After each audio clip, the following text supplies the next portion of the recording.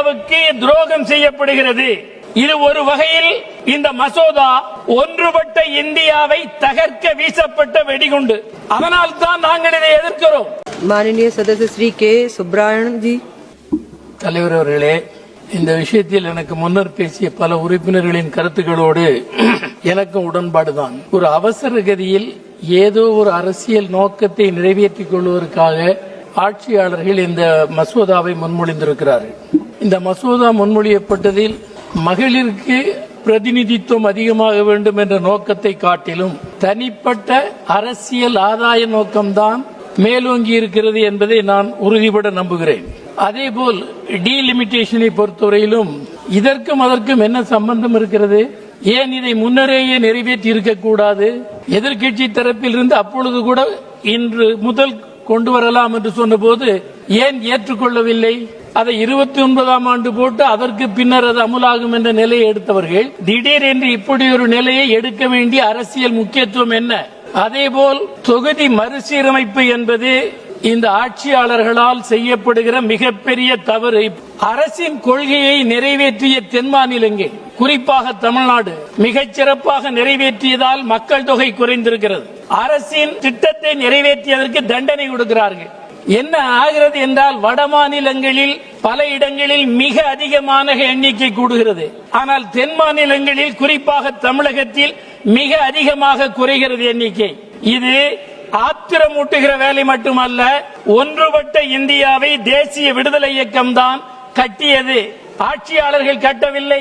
தேசிய விடுதலை இயக்கம் மகத்தான இந்தியாவை நிலைநிறுத்திய போது வெள்ளையர்களுக்கு ஆதரவாக இருந்த மனோபாவம் கொண்டவர்களின் பிரதிநிதிகள் தான் இன்றைக்கு ஆட்சியாளர்களாக இருக்கிறார்கள். எனவே அவர்களுக்கு தேசிய விடுதலை இயக்க வரலாறு தெரியாது, அதில் அவர்களுக்கு எந்த பங்களிப்பும் இல்லை.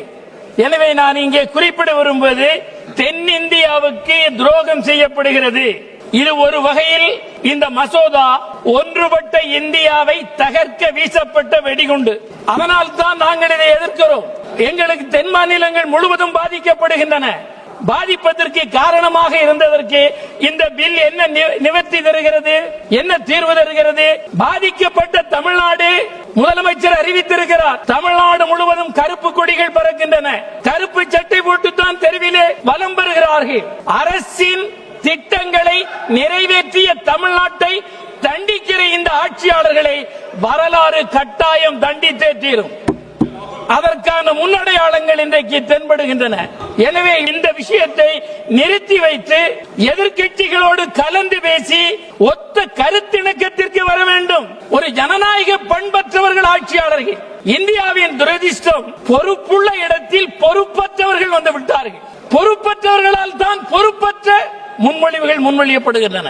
ஒரு மிக உயர்ந்த ஒன்றை ஏன் அவசரப்பட்டு நிறைவேற்றுகிறீர்கள்? எதிர்க்கட்சிகளை கலந்து பேசி தீர்மானிக்க கூடாது. இவற்றை எவ்வாறு அமுலாக்கலாம் என்பது பற்றி சிந்திக்க வேண்டாமா? இவற்றை அமுலாக்குவது பற்றி எதிர்க்கட்சிகளோடு கலந்து பேசி ஒத்த கருத்திணக்கத்தோடு தான் செய்ய வேண்டும். நாங்கள் இந்த மகளிர் ரிசர்வேஷனை பொறுத்தவரையிலும் அன்றைக்கு இந்திய கம்யூனிஸ்ட் கட்சியின் பிரதிநிதியாக இருந்த கீதா முகர்ஜி அவர்களால் மிகப்பெரிய முனைப்பு காட்டி அனைவரையும் இணைத்து உருவாக்கப்பட்ட ஒன்றுதான் இந்த திட்டம். இந்த நோக்கத்தை நிறைவேற்றுவதற்கு அனைவரையும் ஒன்றுபடுத்துங்கள், அனைத்து தரப்பினரோடும் பேச்சுவார்த்தை நடத்துங்கள். எதிர்க்கட்சிகளை பழி தீர்க்கிற மனோபாவத்தில் இருந்து ஆட்சியாளர்கள் தங்களை திருத்திக் கொள்ள வேண்டும். அதேபோல் ஜனநாயக பண்பு இருக்க வேண்டும். ஜனநாயகத்தையே ஏற்பதில்லை. அது கோல்வால்கர் கற்றுக் கொடுத்ததை கற்று வந்தவர்கள் கோல்வால்கர் சொன்னபடி ஜனநாயக அரசியலமைப்பை பயன்படுத்தி அதிகாரத்திற்கு வந்து ஜனநாயக அரசியலமைப்பை தகர்க்கிறார்கள். தகர்க்கிற முறைதான் இந்த பில் இன்ட்ரோடியூஸ் பண்ணப்பட்டதிலும் வெளிப்பட்டுள்ளது. எனவே ஜனநாயக ரீதியான முறையில் அணுகி இரண்டையும் எதிர்க்கட்சிகளின் ஒத்த இணக்கத்தோடுதான் நிறைவேற்ற வேண்டும் என்பதை இந்திய கம்யூனிஸ்ட் கட்சியின் சார்பில் வலியுறுத்துகிறேன்.